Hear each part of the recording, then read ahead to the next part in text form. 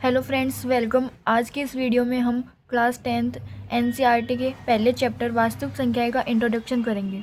इस वीडियो में आप वास्तविक संख्याएं के जो टॉपिक है उनके बारे में सीखेंगे और साथ ही उन पे बेस्ड मैं एग्जाम्पल भी आपको करवाऊंगी। तो देखो, इस चैप्टर का पहला टॉपिक है हमारा अंकगणित की आधारभूत प्रमेय। तो देखो, मैंने क्या लिखा है कि प्रत्येक भाज्य संख्या को अभाज्य संख्याओं के एक गुणनफल के रूप में व्यक्त किया जा सकता है। तो देखो, सबसे पहले आप ये समझो कि भाज्य संख्याएं क्या होती है और अभाज्य संख्याएं क्या होती है।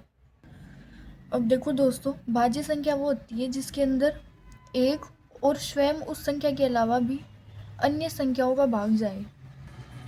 जैसे देखो, 4 है, 6 है, 8 है, 9 है, 10 है, 12 है, 14 है, 15 है। इन सभी संख्याओं के अंदर एक और उन खुद संख्याओं के अलावा दूसरे संख्याओं का भी भाग जाता है। जैसे देख लो, 4 है, 4 के अंदर किस किस का भाग जाता है? एक का जाता है और 4 का तो जाता ही है। इसके अलावा इसके अंदर 2 का भी भाग जाता है। तो ये क्या हो गई? एक भाज्य संख्या हो गई।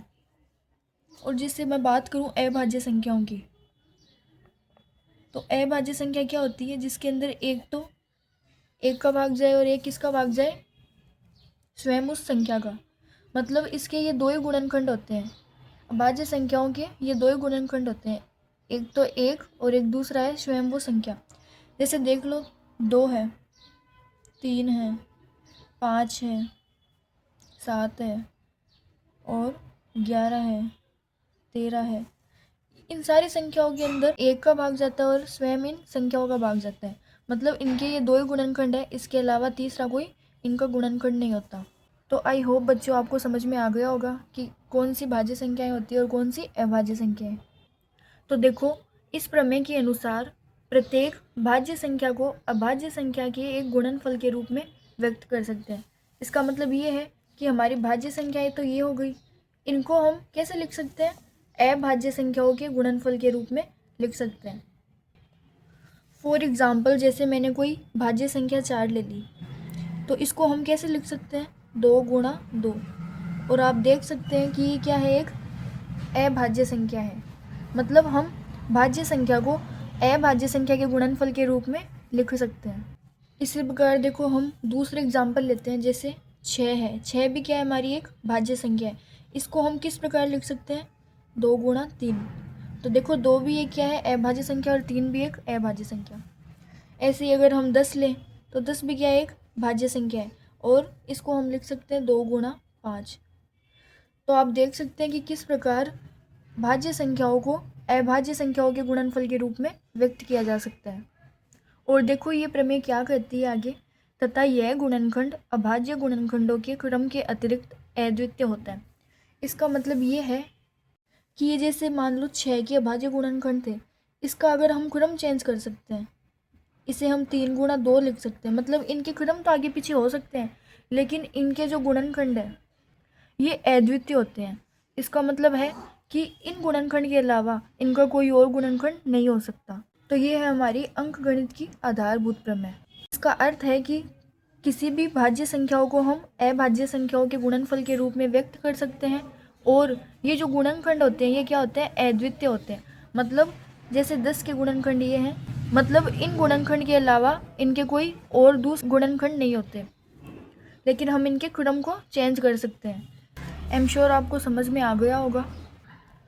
अब अगला टॉपिक है हमारा, देखो, अभाज्य गुणनखंड विधि से एचसीएफ और एलसीएम निकालना। तो देखो, सबसे पहले अभाज्य गुणनखंड क्या होते हैं?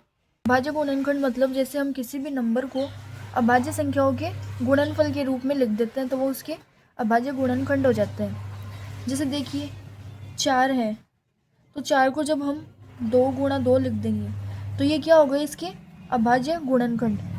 ऐसे ही मान लो 6 है, तो 6 को हम कैसे लिख सकते हैं? 2 गुणा 3।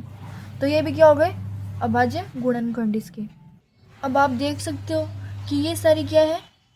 जो हमने गुणनखंड किए हैं इनके, ये सारी क्या है? अभाज्य संख्याएं हैं। आपको पता होगा कि अभाज्य संख्याएं कौन सी होती है।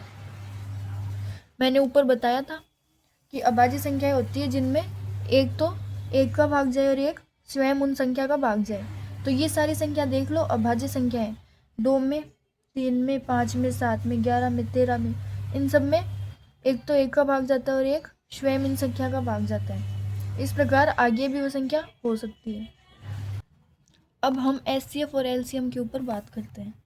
तो देखो एचसीएफ क्या होता है, इसकी फुल फॉर्म होती है हाईएस्ट कॉमन फैक्टर।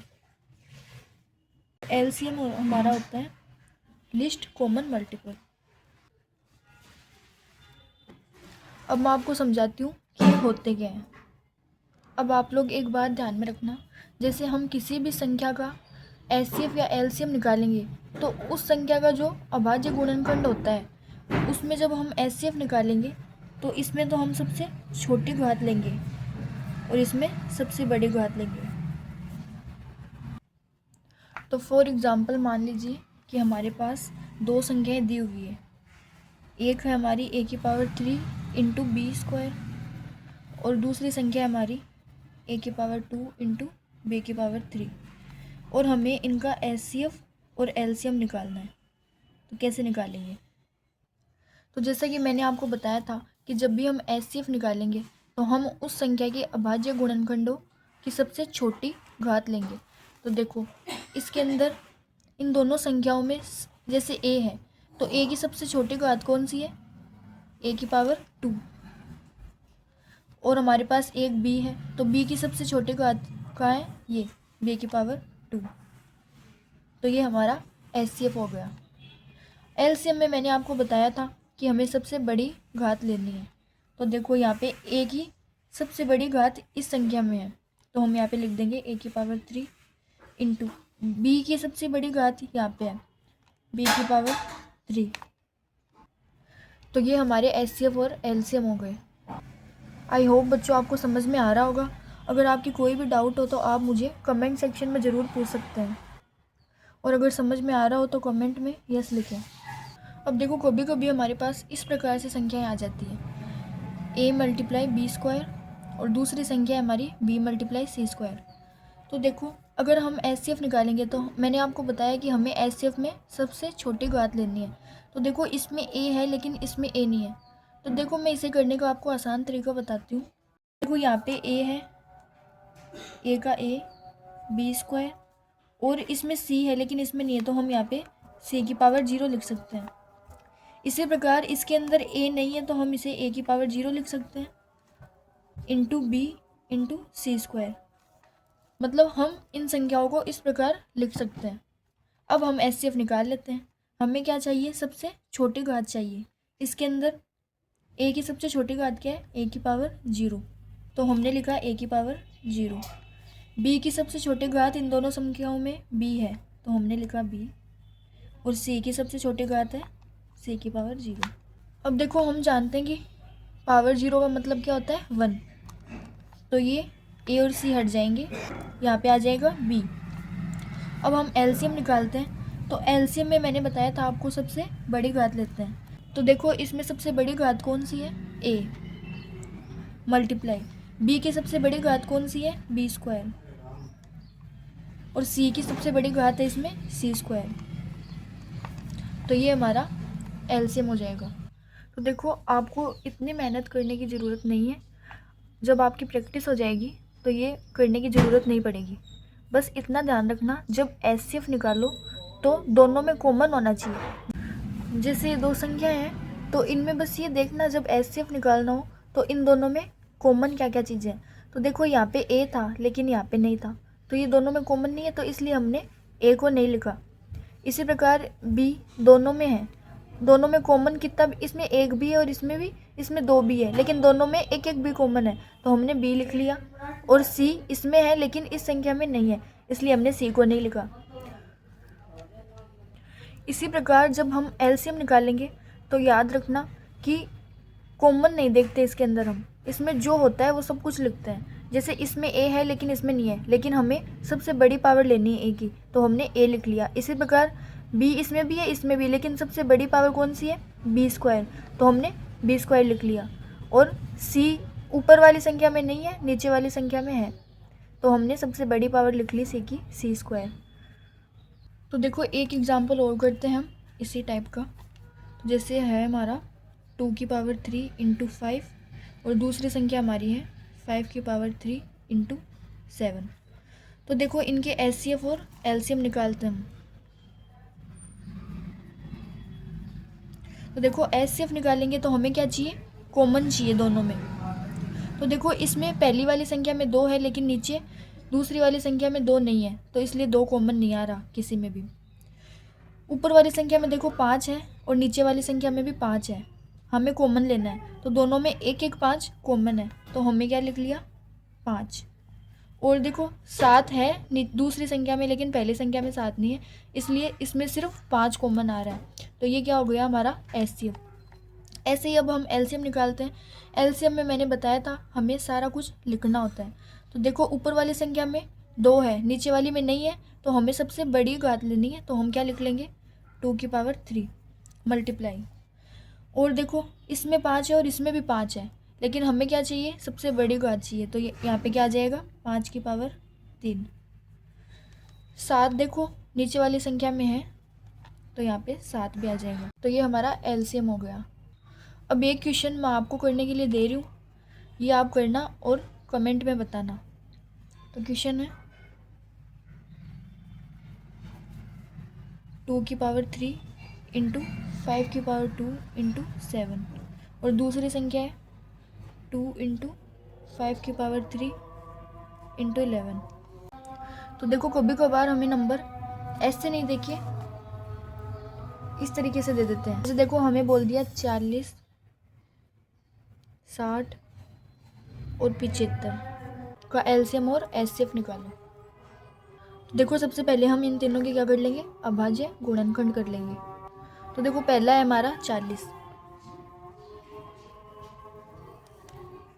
40 के अभाज्य गुणनखंड करेंगे तो ये आ जाएगा 2, 2 से चला जाएगा 20 बार, फिर 2 से भाग जाएगा 10, 2 से चला जाएगा 5 और 5 से चला जाएगा 1। अगला है हमारा 60, 60 के अभाज्य गुणनखंड करेंगे तो 2 से चला जाएगा ये 30, फिर 2 से जाएगा 15, फिर 3 से जाएगा 5 और 5 से जाएगा 1।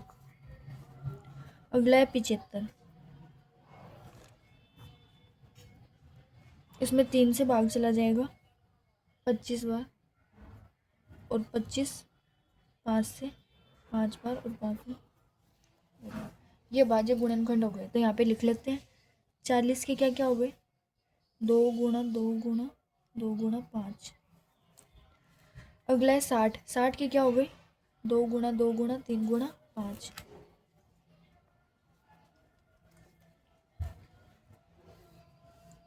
और 75 के क्या हो गए 3 गुणा 5 गुणा 5। तो यहाँ पे लिख देते हैं। इनको देखो हम इस तरीके से भी लिख सकते हैं, यहाँ पे 2 3 बार है तो इसे लिख सकते हैं 2 की पावर 3 इंटू 5। इसे लिख सकते हैं हम 2 की पावर 2 इंटू 3 इंटू 5। इसे लिख सकते हैं हम 3 इंटू 5 की पावर 2। तो ये हमारी संख्या है। अब हम एचसीएफ और एलसीएम निकालते हैं। एचसीएफ में हमें सबसे छोटी घात चाहिए।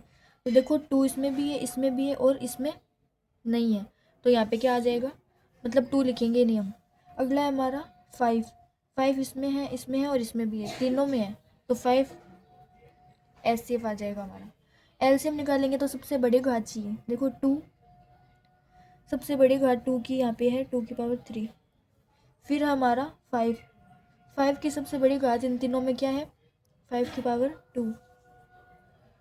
और हमारा इसमें 3 भी दिया हुआ है, 3 इसमें नहीं है, इसमें और इसमें है, तो मतलब यहाँ पे भी 1 है पावर और यहाँ पे भी 1 है, तो सबसे बड़ी घात भी क्या हो जाएगी 3। इनको जब हम मल्टीप्लाई कर लेंगे, एलसीएम को आगे सोल्व करना चाहें तो 2 की पावर 3 हो जाएगा 8, 5 की पावर 2 हो जाएगा 25 मल्टीप्लाई 3। तो जब इनको मल्टीप्लाई कर लेंगे तो आ जाएगा 600। तो ये हमारा एलसीएम हो जाएगा। अब देखो एक इस तरह के क्वेश्चन एग्जाम में बहुत आते हैं कि सिद्ध कीजिए कि यहाँ पे कोई संख्या दे दी जाएगी कि वो संख्या अपरिमेय संख्या है।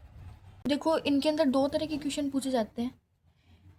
एक में तो ऐसे पूछ सकते हैं कि √2, √2, √3, √5, √7, √6 कि इस तरह के क्वेश्चन पूछ सकते हैं कि सिद्ध कीजिए कि ये अपरिमेय संख्या है। या फिर एक इस तरह के क्वेश्चन भी होते हैं कि पूछ ले 1/√2, √2/3, 2√3, 7√3। एक में इस तरह के क्वेश्चन पूछे जा सकते हैं कि सिद्ध कीजिए कि ये अपरिमेय संख्या है। देखो इन दोनों को करने का तरीका जो है वो थोड़ा डिफरेंट है, लेकिन इनमें जो मेथड अप्लाई होता है वो सेम मेथड होता है, विरोधाभास विधि का उपयोग करके। तो देखो इस तरह के क्वेश्चन मैंने करवा दिए हैं। अगर आपको देखना हो तो आप इस वीडियो की डिस्क्रिप्शन में जाके चेक कर सकते हैं, वहाँ पे मैंने लिंक दे दिया है। और इसी के साथ इस चैप्टर के बेसिक जो है वो कंप्लीट होते हैं। अगर वीडियो अच्छा लगा हो तो वीडियो को लाइक करना, चैनल को सब्सक्राइब करें और अपने दोस्तों के साथ वीडियो शेयर करें। Thanks for watching.